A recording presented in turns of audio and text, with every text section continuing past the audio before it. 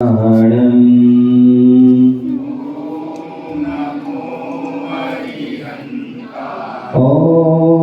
नमो श्री सिद्धाणं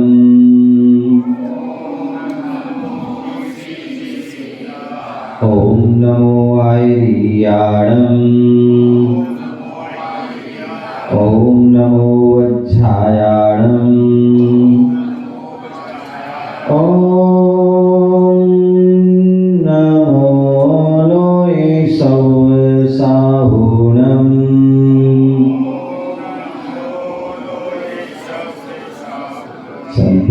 संपूजिकानां प्रतिपालिकानां यतीनसामान्यतपोधनानां देशस्य राष्ट्रस्य पुरस्य राज्ञा करोति शान्तिं भगवान् जिनेन्द्र करोति शान्तिं भगवान् जिनेन्द्र करोति शान्तिं भगवान् जिनेन्द्र। श्री आदिसागर सूर्यप्रधानं विद्याप्रदानं महावीरकीर्तिं वात्सल्यमूर्ति गुरुविमल सिंधु महातपस्वी सन्मतिं नमामि महाज्ञानी गुरुविराग नमामि महाध्यानी गुरुविराग नमामि। अनंत सिद्ध परमेष्ठी भगवान की बहुत सुंदर चंद्रा प्रभु भगवान की, शांतिनाथ भगवान की, चिंतामणि पारसनाथ भगवान की, शासन नायक भगवान महावीर स्वामी की, परम पूज्य आचार्य भगवान गुरुदेव राक्षकर जी महाराज की, अहिंसामय विश्व धर्म की, तीर्थराज संवेद शिखर की, अक्षय क्षेत्र खजुराहो जी की भूमि खजुराहो जी में हम विराजमान हैं। शांतिनाथ भगवान के हम दरबार में बैठे हुए हैं, समोसन में बैठे हुए हैं। पावन प्रसंग होली का त्योहार। होली जहां पर हम जो है अपने गिले शिकवे दूर करते हैं, आपस में जो है गले मिलकर के। परसों जो है चतुर्दशी थी और साधु जन चातुर्मासिक प्रतिक्रमण करते हैं, पाक्षिक प्रतिक्रमण करते हैं, वार्षिक प्रतिक्रमण करते हैं, देवशिक और रात्रि इडियापत और युग प्रतिक्रमण और उत्तमार्ग प्रतिक्रमण भी करते हैं। और प्रतिक्रमण करने का उद्देश्य यही होता है कि हमारे जो दोष हैं, जो गलतियां हुई हों, वह सभी दोष हमारे मिथ्या हों, दूर हों, नष्ट हों, इसलिए वह हम प्रतिक्रमण करते हैं। उसी प्रकार जो है हमारे जीवन में जो है किसी प्रकार की गलती होती है तो उसके लिए क्या करते हैं, आपस में क्षमा मांगते हैं। कहते हैं वैसे तो हमें प्रतिक्षण क्षमा मांगना चाहिए, यदि प्रतिक्षण नहीं मांग सकते तो सुबह की शाम मांग लें तो भी काम हो जाता है। और इतना भी नहीं कर पाते तो कम से कम 15 दिन में तो कर ही देना चाहिए, और 15 दिन नहीं तो कम से कम 6 महीने के अंदर तो जरूर कर देना चाहिए। अन्यथा कहते हैं यदि 6 महीने से ज्यादा यदि कसाए जाती है, 6 महीने की ज्यादा अगर कसाई जाती है तो व्यक्ति जो है मिथ्यात्व अवस्था में आ जाता है, उसका सम्यक तो नहीं रहता है। और सम्यक चला गया तो सब कुछ चला गया, श्रद्धान चला गया, विश्वास चला गया, हमारी आस्था चली गई तो सब कुछ चला गया। तो इसलिए 6 महीने के अंदर जो है वो करना चाहिए।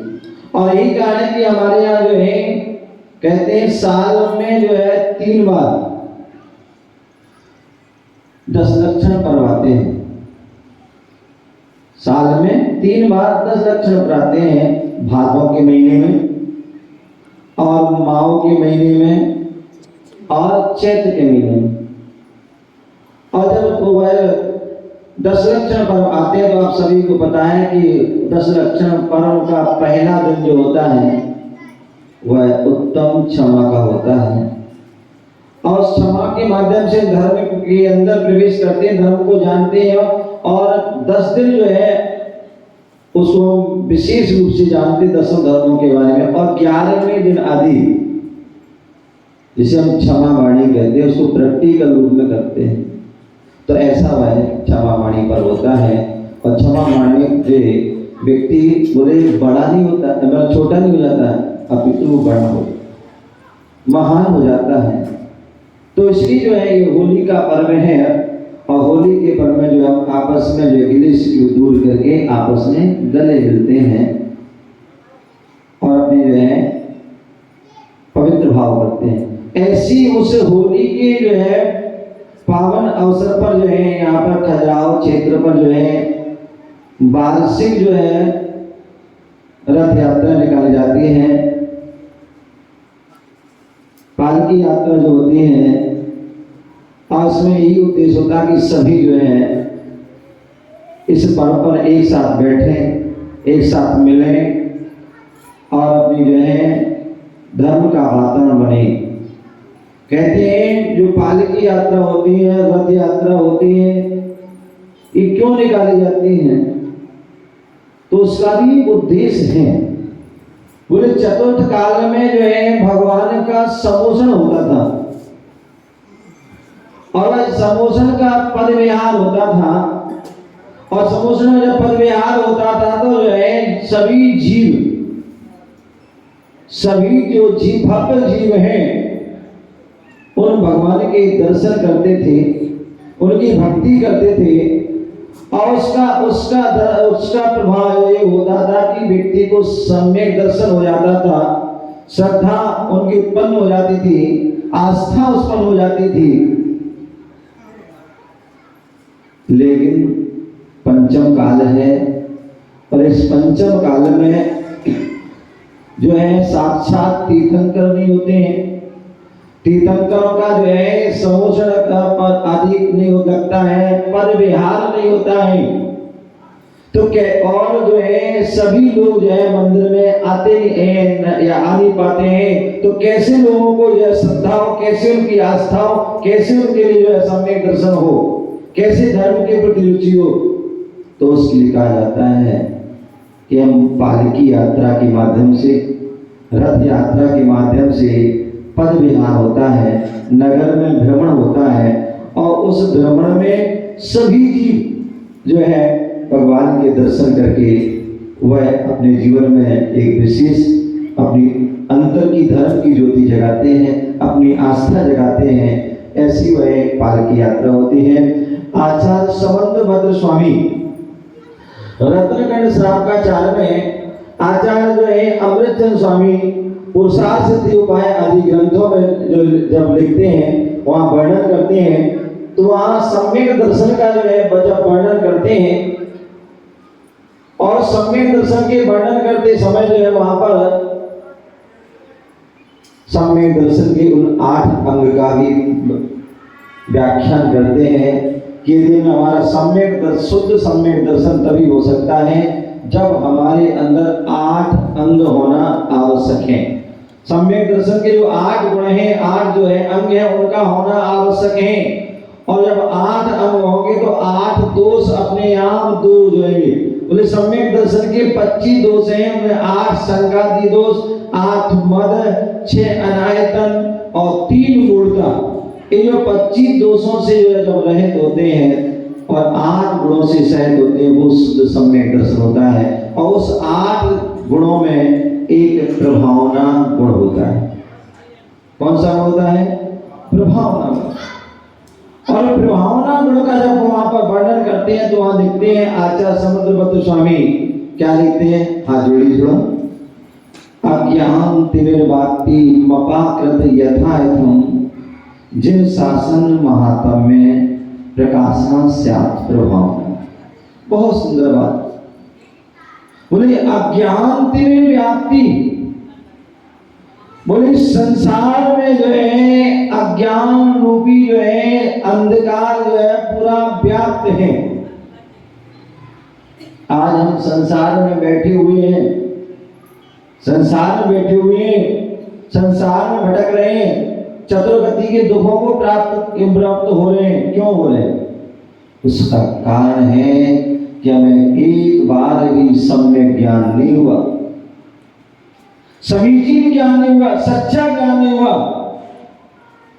एक बार सम्यक ज्ञान हो जाएगा तो ध्यान रखना, फिर वह व्यक्ति जो है संसार में ज्यादा दिन घूम नहीं सकता। फिर वह जो है सम्यक ज्ञान से वह भेद विज्ञान और केवल ज्ञान को प्राप्त करके मुक्ति को प्राप्त कर लेता है। तो इसलिए यह बोले कि अज्ञान तिमिर्व्याप्ति, जो अज्ञान रूपी अंधकार जो है पूरे संसार में व्याप्त है। और जहां अंधकार व्याप्त होता है तो क्या करते हैं डॉक्टर साहब? हाँ, अब लाइट का जमाना हो गया, अन्यथा पहले दीपक होते थे। जब पहले लाइट नहीं हुआ करती थी, पर एमपी की लाइट तो वैसे ही फेमस थी।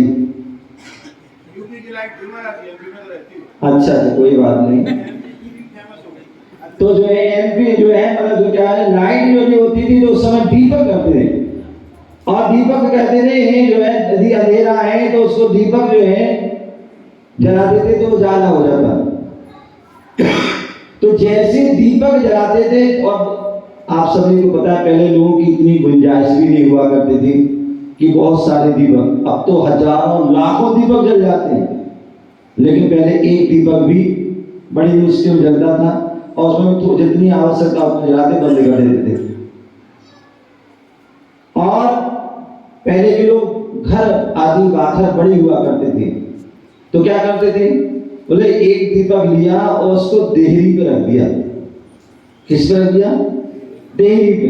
और देहरी पे रखने से क्या होता था, अंदर भी उजाला होता था और बाहर भी।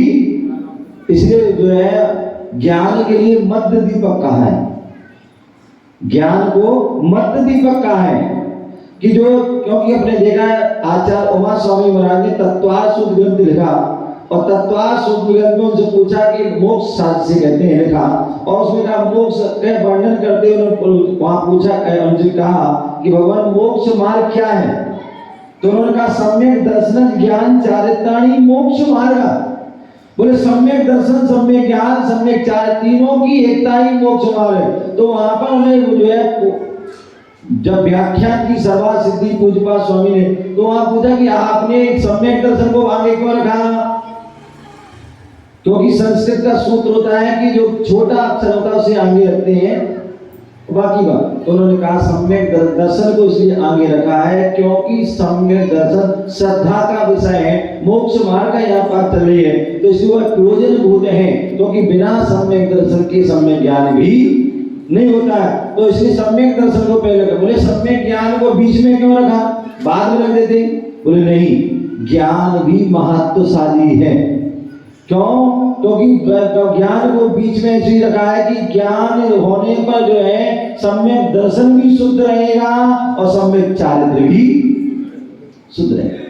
तो ऐसे जो है कहने का तात्पर्य वहां बताया, अज्ञान तिमिर्व्याप्ति मपाकृत यथायथम।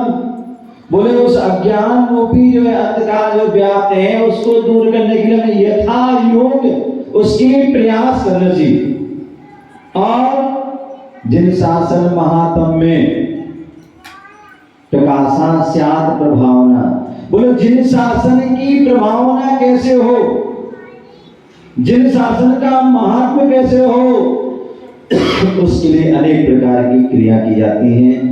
चाहे वो पंच कल्याण प्रतिष्ठा महोत्सव हो, चाहे बड़े बड़े जो विधान अनुष्ठान होते हैं, चाहे वो शिविर आदि होते हैं, चाहे वो बड़े बड़े प्रवचन होते हैं, चाहे वो बड़े बड़े मंदिर आदि बनाए जाते हैं, या बहुत सारे जो है जो अधिक मात्रा उपवास आदि किए जाते हैं, व्रत किए जाते हैं। ये सब क्या है? इन सभी के माध्यम से जो है जिन धर्म की प्रभाव ना हो, जिसमें किसी प्रकार से भी वह प्रभाव ना हो, उसके लिए हमें प्रयास करना चाहिए। और यही कारण है कि समाज की जो है हर जगह, हर समाज जगह जगह की समाज यही प्रयास करती है कि कैसे जिन धर्म की प्रभाव ना हो, उसके लिए अनेक प्रकार के, चाहे वो मंदिर सुंदर सुंदर बड़े विशाल मंदिर बनवाते हैं। आप देख रहे हैं खजुराहो या कोई खजुराहो है, हमारा देवगढ़ जी है, चाहे जो कुंडलपुर है, नैना वगैरह आदि जितने भी सभी क्षेत्र हैं, इतने विशाल विशाल मंदिर बनवाए गए। जिस समय बनवाए गए होंगे उस समय जो है कितनी जो है पवित्र भावना होगी कि मंदिर बनाएंगे और मंदिर बना कितने लोगों को लाभ होगा। आज हमें जितने भी बड़े प्राचीन प्राचीन मंदिर दिख रहे हैं, निश्चित ही उस समय की जो है लोगों की पवित्र भावना थी, और उस पवित्र भावना का ही जो है प्रभाव है कि आज हमें इतने सारे मंदिर देखने मिल रहे हैं। और आज भी पवित्र भावना है कि विशाल विशाल आज भी मंदिर बन रहे हैं।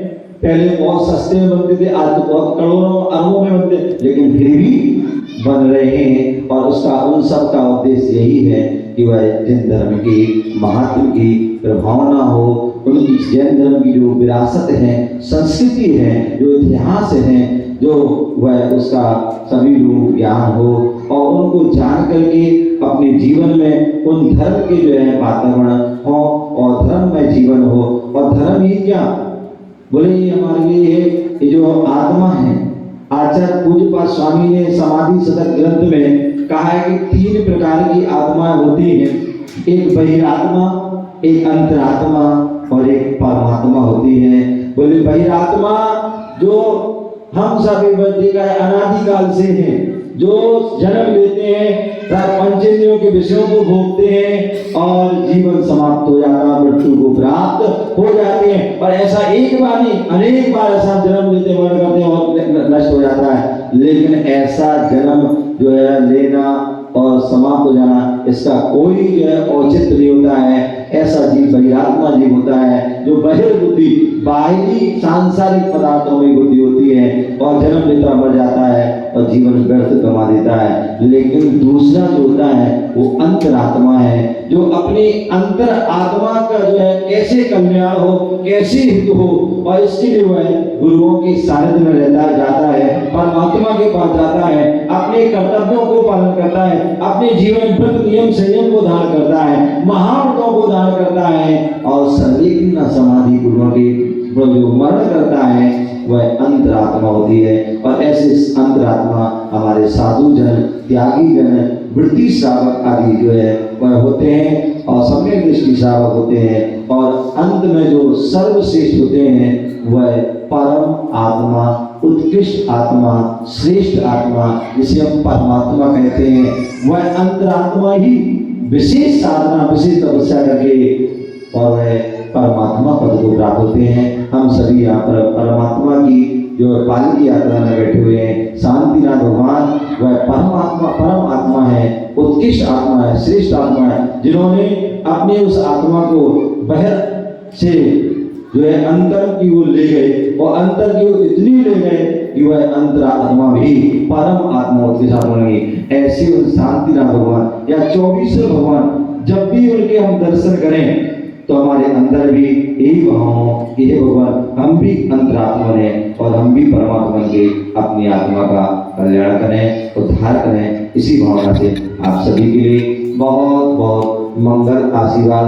आपने जो यहाँ पर जो भावना के लिए हर समय कर्म ऐसे बनाते रहते हैं, लोग बनाते रहते हैं और आसपास की जो भी समाज है वह यहाँ पर इस कार्यक्रम में उपस्थित होकर के भगवान के दरबार में उपस्थित होकर के भक्ति अर्चना करती है और प्रभावना में सहभागी बनती है। वह भी निश्चित ही अपनी पूरे बाहरी प्रभावना के साथ से वह अपनी अंदर की प्रभावना करती है और जिसकी अंदर की प्रभावना होती है वह एक दिन श्रेष्ठ बन जाता है। आप सभी की मंगल आशीर्वाद। जय बोलो शांतिनाथ।